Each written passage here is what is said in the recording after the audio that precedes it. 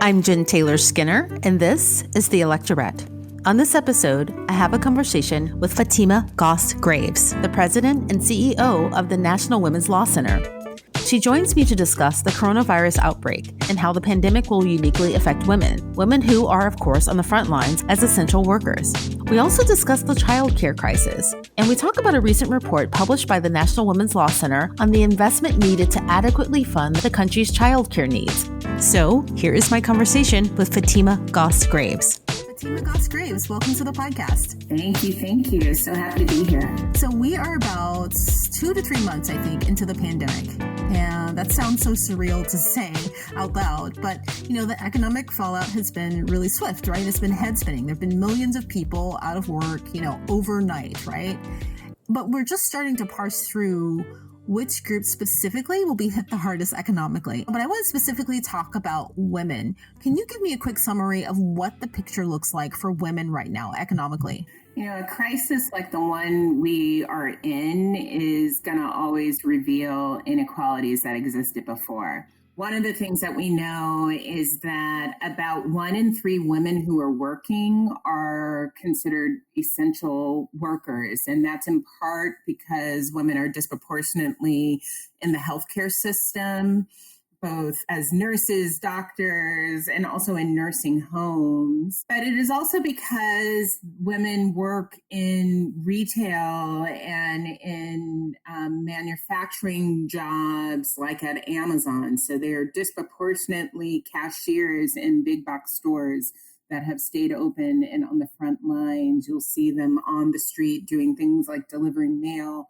And so as a result, it's about 1 in 3 of women who are working right now are right now frontline essential workers and working without hazard pay, working without the protective equipment to ensure that they can work with safety. And at the same time, when we look at who lost their jobs quickly, we know that women disproportionately have lost their jobs over the last 2 months, and that's especially true for Black and brown women. And part of the reason that is, again, is job segregation. It's where women work. So women make up a disproportionate number of people who work in restaurants that had to close and close quickly, a disproportionate number of people who work as housekeepers in hotels, who work in small retail, who work as domestic workers. And we're talking about jobs where people aren't working and sitting on a huge safety net to begin with. These are all jobs that were already in the lowest paid fields, and where women were working in many states just for $7.25 an hour, trying to scrape by enough hours. So what you have is that about 40% of the people who were working in those jobs, about 40% of the women who were working in those fields were already basically working full time and making poverty wages before the pandemic. And so if you're picturing frontline workers, if you're lucky enough, and I probably have lucky in quotes, but you can't see me on a podcast, to work, and deep and sharp unemployment, at the same time, women are more likely to be caregivers and co or sole breadwinners. And we are in a time where the care crisis that we have right now around people who have either been forced to work in this period outside the home or who have been working from home, but also parenting and homeschooling, is largely being ignored. And as states race to reopen without a plan, a big part of the problem with having no plan is you haven't figured out what are people going to do about having to go back to work without schools, without summer camps, without childcare. Exactly. That's a huge piece because, when you look at the stories about people who are rushing to get out in these states that have opened or starting to open early, what are the pictures of? They're of people who are sitting in restaurants, sitting in bars, and who are the people who are on the front line serving them? Primarily women, and those women have children at home and they're responsible for childcare. And, they don't have the childcare safety net there to help them. I wasn't going to say anything. I can tell if you were going to say something. But I was just going to say, period. That's right. We're lacking in childcare and safety net to help. Yeah, but one of the numbers you mentioned, it's 1/3 of the essential workers are women right now. The positions that have been deemed to be essential, 1/3 of those are women. Well, it's 1 in 3 women who work are essential workers. So it's in some ways, it's an even larger percentage. So it's not that women are spread in so many different occupations. 1/3 of them are actually frontline workers right now. I think we have this image in our head that there's some tiny percentage of people who are out there on the front lines and everyone else is not. For women, that's very much not the case. They are on the front lines right now in really large proportions. And those are just the ones that we're talking about who are working frontline out there right now. We're not even talking about the many people who are also working from home. Everyone's struggling with care crisis. Right, exactly. And I think it's actually, and I don't know if we have numbers on this, but I would imagine that it's exactly the opposite. The majority of people, they don't have the luxury of working from home, especially women, because the people who can work from home generally easily people who have higher positions, executive positions, people who work in technology, not the people who are on the front lines working in service type industries and in healthcare and in childcare. Those people are not at home. And if we think about being at home while you're actually parenting is not a small thing, right? And it is one thing if this was just a week or two, but we're not even sure if schools are going to reopen in the fall. So what we're actually talking about right now is a really long-term care crisis on our hands. Right. So one of the things that I know that NWLC recently did, the National Women's Law Center recently did a report looking at the levels of poverty for women. And this was just outside of the pandemic, because I think you were looking at data from 2018. So 2 years ago, at a time when the economy was considered to be great, right? Unemployment numbers were low, but your report said that when you have numbers like that, it masks these gender disparities that we were just talking about. How does it do that? Well, one of the things that I think people don't pay a lot of attention to is where it is that people are working. So even as women were gaining jobs over the last decade, we were gaining jobs in a lot of low-paid fields that didn't provide full-time hours all the time, and where the job conditions didn't allow people to do things like save, let alone have the sorts of fair schedules or benefits to be able to do things like care and work, which most women do. And so when we look at what has happened, the last decade, job gains have largely been wiped out over the last 2 months. And that's especially true for Black women. And the reason you're able to see that is because there was a lot of job gains in areas like restaurant and retail and hospitality. So those sectors were never paying women very well in the first place. So as we think about what recovery looks like, it's really clear to me that we need to think about not only job creation, but what type of jobs are we creating? Are they the sort of jobs where people can actually support themselves and their families? Or are they the jobs that leave them vulnerable from crisis to crisis? That's really interesting because the period that you're talking about is, pre-Trump. It's, the pre-Trump days where, the economy did recover from the Bush recession, or was recovering from the Bush recession, or sorry, I should say the Great Recession. And, again, things looked great economically. And I remember when the Lilly Ledbetter Act passed, the Fair Pay Act, I was really excited about that. And a lot of people, there were a few voices out there saying, but let's look at the jobs that are being created. There are lots of jobs, but let's look at the jobs that were being created. But that wasn't the front page headline, really. Yeah. So one of the things that I was really lucky enough to be a part of getting the Lilly Ledbetter Fair Pay Act done. And I remember the promise of having the first bill that the president signed be squarely about gender equality. I think it spoke to the direction and hope for the work. But one of the things that we know is it matters where you work And it matters the sorts of conditions of work and the types of environment that you're able to set. So we're now in a moment where we have had the most animated set of ideas coming from the women's movement in really a generation. People are out there demanding that their experiences at work and beyond be different. They're saying Me Too. They're saying time's up. They're saying that they expect their institutions and policymakers to respond. And that is totally exciting. And in this moment, you also realize how fragile it all is. So it is times like these when we're dealing with such urgent situations where abuse can be rampant, where discrimination is rampant, where people aren't paid the wages that they earn, let alone get enough hours to be able to support their families. But do you think that the gains that were made due to bills like that will be undone due to the pandemic? Well, so here is the thing.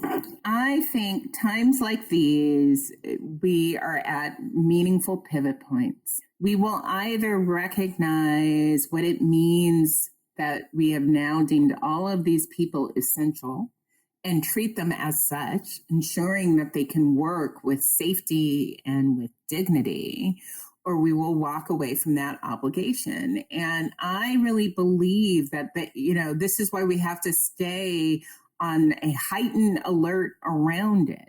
I believe now more than ever is the time to demand a wage that is fair and matches the dignity of this work. Now more than ever is the time to demand that people be able to work with safety, with dignity, that they not have to deal with abusive coworkers and bosses just to get a paycheck. And now more than ever is a time to demand that women be able to actually do what most do, which is actually engage in care and work, and that we have systems to support both. Right. I think your report also points out a few misconceptions about women in these groups who are in low wage work, right? Especially about their age. For instance, a lot of people assume that these are college students, right? But 9 in 10 women of the low paid workforce are over age 20. And also about the education, many of them have a large percentage, actually, I think it's 45% have some college education. And a lot of them are parents. And that's another misconception that I think helps shape the conversation around, these jobs. The old narratives that has allowed the minimum wage to not change in well over a decade has been that these are just sort of casual jobs that young people hold. I just want to add that even if these were just casual jobs that young people held, it's outrageous that we have not shifted the minimum wage in so many, many, many years.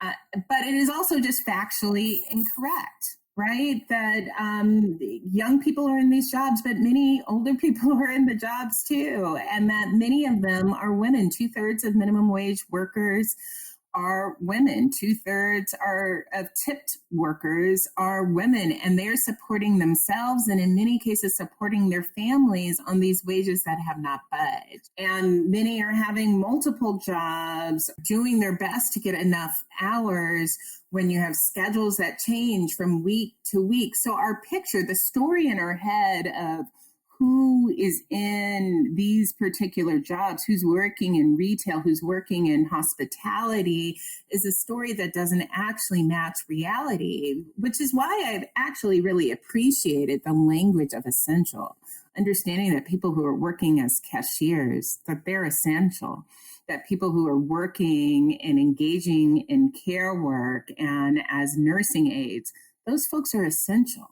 So I live in Washington State, and we're one of the first states. I believe we might have been the first state to pass the $15 minimum wage. And it feels like that happens, and there was, a victory party, and we haven't really revisited that. And I understand there are lots of things distracting everyone, but you're right. It just feels like it's unfortunate that we haven't gone back there.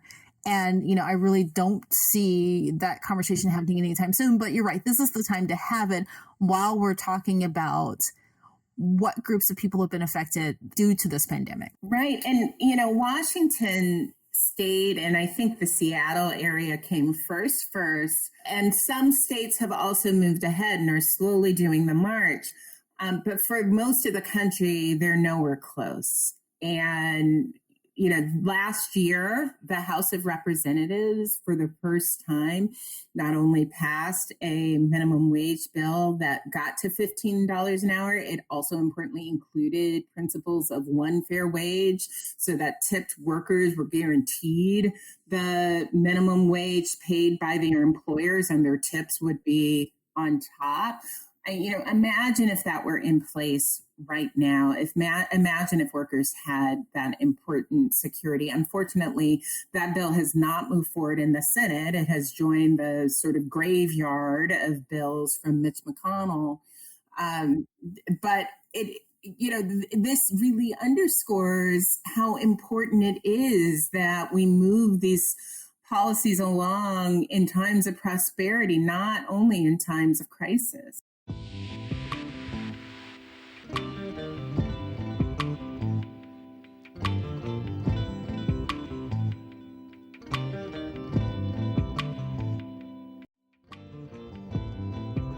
So I want to talk about another analysis that the NWLC put out about the amount that needs to be invested into childcare due to the pandemic. And I think that your estimate is somewhere around, $9.5 billion.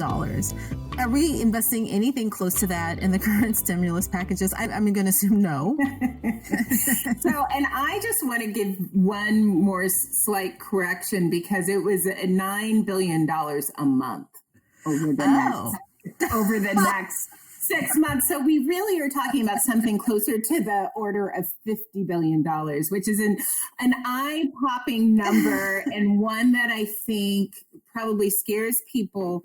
But let me tell you the situation that we're in. And about half of our child care centers are closed right now. And our deep worry is that many will never reopen. And these are not the sort of small businesses that can shift on a dime and that can just sort of one period decide they're open and another period decide they're not. And these also are not the sorts of places that can stay open with a model where you're only serving a handful of kids. If you're a child care center that typically has 30 children and now you have 5, the numbers don't work out for you to be able to be open without support. So we're in this situation where states are racing with plans to reopen while child care centers are closing, some never planning to reopen. We have to figure this out, and it's going to cost money. We worked with an economist to give an estimate about what it will take to sustain the child care system through this period of time. And the answer is it's about $9 billion a month.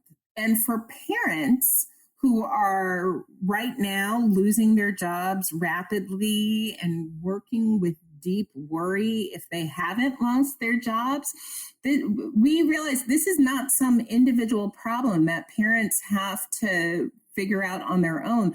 There was already a child care shortage going into this pandemic, and it is my deep worry that we are not going to have a real system to come back to. No, that's really scary. And I laughed earlier because I knew that we weren't investing $9.5 billion. But then when you said monthly, I know that, they're giving $1,200 stimulus checks. Right. So, let's be real about what the investment has been so far. So far, there's been $3 billion invested in childcare to go to essential centers. And so we're not even scratching the surface around what the system needs, even in the HEROES Act that passed the House last week and did a lot of important things. It closed some loopholes in terms of covering more workers and ensuring more families would be able to get access to payments. It only included $7 billion for childcare. So basically not enough to get through a month of need right now. I'm not sure if people have in their heads that women magically will really do it all, that they will somehow work while providing care and schooling for their kids. It is not possible. If we are to have a meaningful response to this pandemic and a meaningful idea around what it will look like to reopen and recover, we must deal with the care crisis. This is a crisis. So I'm just curious. I was thinking about that number and thinking about what you were saying about many of the centers not reopening. And then just thinking about, some of the restaurants opening or some states that are opening now and the women who have to go back to work and the need for childcare, even men who, need childcare as well. It just seems like a lot of different angles. It seems insurmountable given the amount that's already been invested. Right now, let's say magically something happened and you got $9 billion a month. Where does that go right now? What does it go for? So one of the things that's different from other sectors of the economy that we're trying to figure out is the child care system already has a funding stream. There's the Child Care Development Block Grant that gives money already to every state in the country, and it allows for providers and families to be able to have care, and it serves mostly low income, some of the lowest income families. There's a huge wait list to be able to get into this sort of care already, right? So again, this is an example of going into this pandemic. We already had a problem that we weren't fully addressing. We can use that mechanism to fund childcare at a level that will allow providers to stay open and for families as they're beginning to reopen and recover and continue their job search to have care. How much of this do you think will have to wait until there's a shift in the balance of power, right? I mean, the thing that's really holding a lot of this back is the Senate right now, right? And you said, the bills that are dying on McConnell's desk, and the executive branch. I mean, how much is this going to have to depend on that? The last few weeks, we have seen the most odd debate imaginable in DC.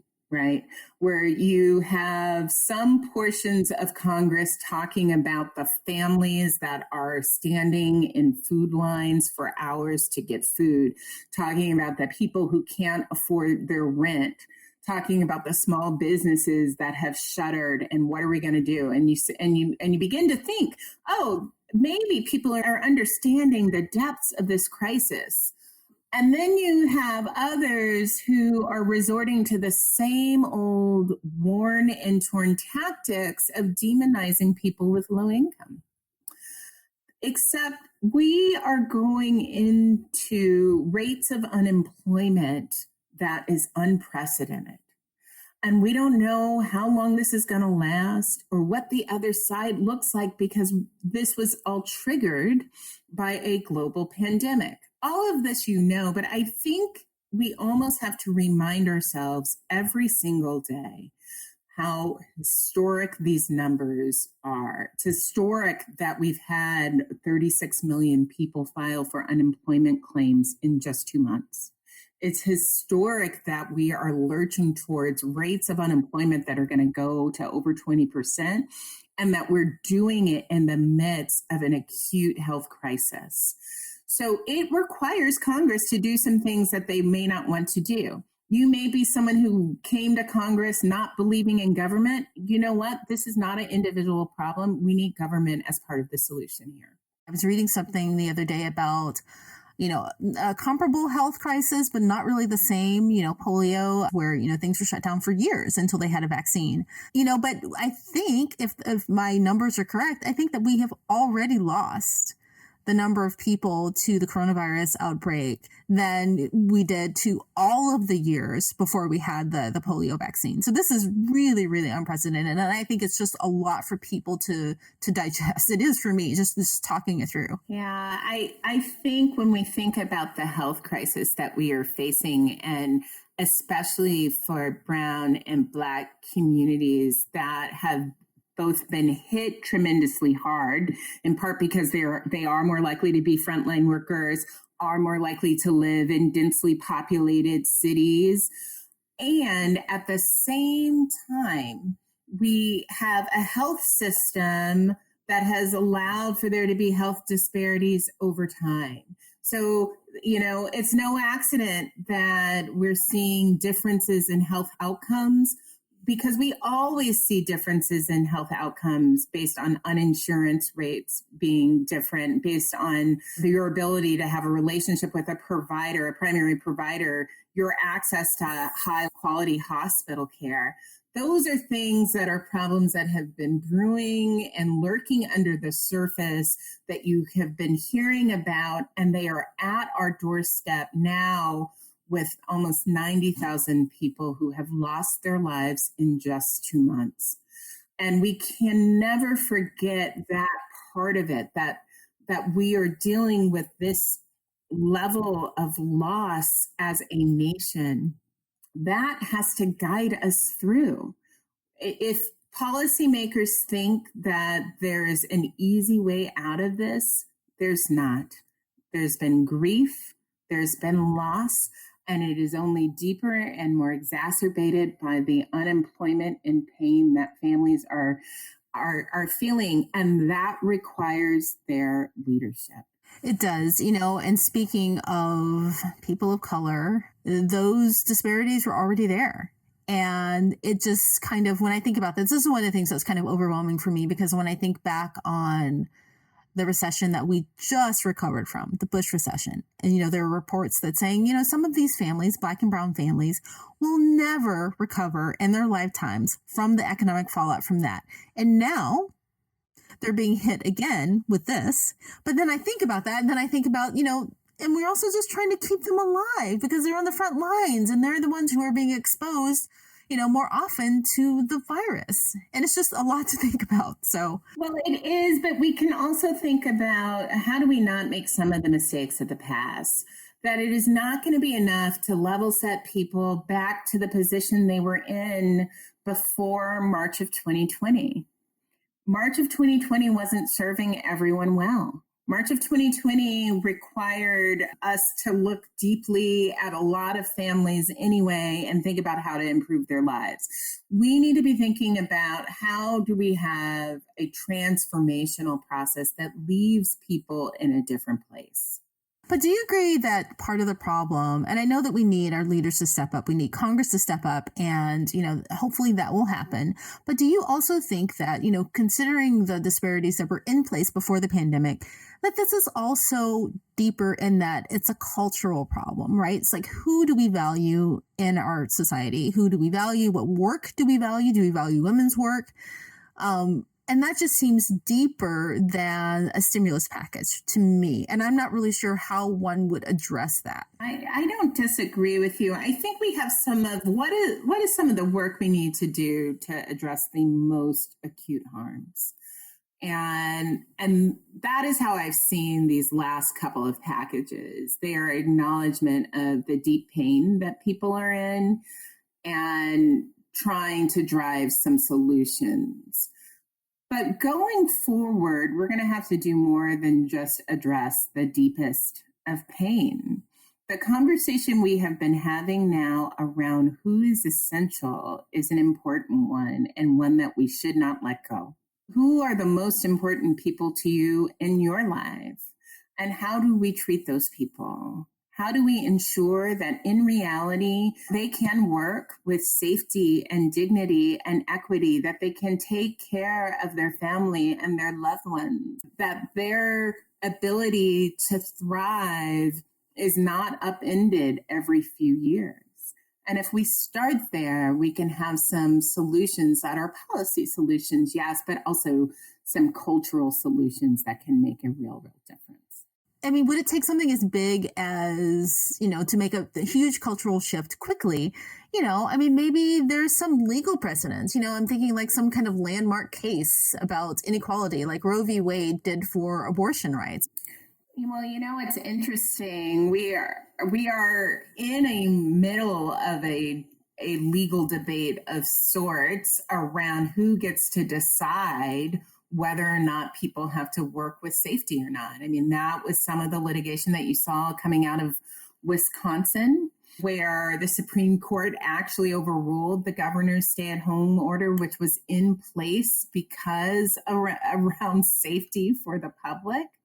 We also are seeing the exploration of adding things that we haven't seen applied to all workers before.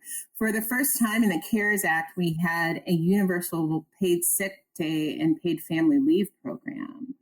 That is unprecedented. We have been for long holding on to the idea that the United States was one of the few developed nations without paid sick days. So, even though there's a time limit on it, we actually came up with a national paid plan. And I think there's going to be meaningful litigation over whether or not that continues. And then the last thing that I will say is there are really rich issues revealed by this pandemic around how it is we make determinations overall. Where do we put our public dollars? And what do we see as a universal and public good versus sort of an individual thing that people just need to figure out? And that tug and pull might go back and forth on those questions. But right now, for example, it is hard to argue that things like childcare and public health are individual ideas, right? Our economy will not function without having a care solution. My public safety and my individual health and well-being is totally dependent on what the grocery store down the street does, on what my neighbors do, on what the public does. And so we are not some disconnected set of individuals who just so happen to be in the same city.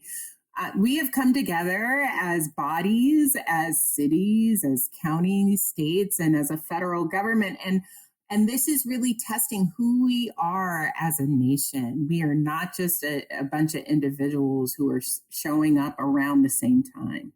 So I'm listening to this, and I'm a person who is moved by everything that I've learned and everything that you've said. And I want to make a difference beyond my vote, right? What is the one thing that I can do? Well, for sure, voting matters. And so I don't want people to forget it, especially this year where people are going to have to vote during a global pandemic. So people are going to have to figure out new ways of voting.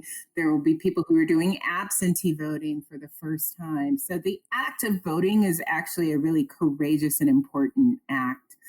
As is the act of getting others to vote, right? So it's not just enough for you to vote, take your friends and family with you. And even if that take is a virtual take, reminding virtually your friends and family to do their absentee ballots or to vote early. And so the act of voting this year is so hugely important. So is holding electeds accountable. And if there is something that I have learned in this last couple of months is that electeds want to hear from people. They care what their constituents think. And hearing that it is either important for you to ensure people can work with safety and dignity, important for you to ensure that we have a childcare system, those are things that we need to remind our electeds about again and again, even if you think they're going to do the right thing, but especially if you think they might not. Well, Fatima Goss Graves, thank you so much for joining me, and thank you for all of the incredible work that you're doing at the National Women's Law Center. And just thank you. I'm so glad to be with you. Thank you for listening. The Electorette is independently created and produced by me, Jen Taylor Skinner. And of course, I'm the host. But I also do all of the editing, the audio, and the graphics. You name it, it's on my plate. So if you enjoyed this episode of The Electorette, please help The Electorette grow by subscribing. Just hit the subscribe button on whatever app you use to listen to podcasts. Also, leave a review for the Electorette on iTunes. Lastly, one final way to help the Electorette is by following the Electorette on social media. That's at Electorette on Facebook, Instagram, and Twitter. Thanks again for listening, and until next time, keep up the good fight.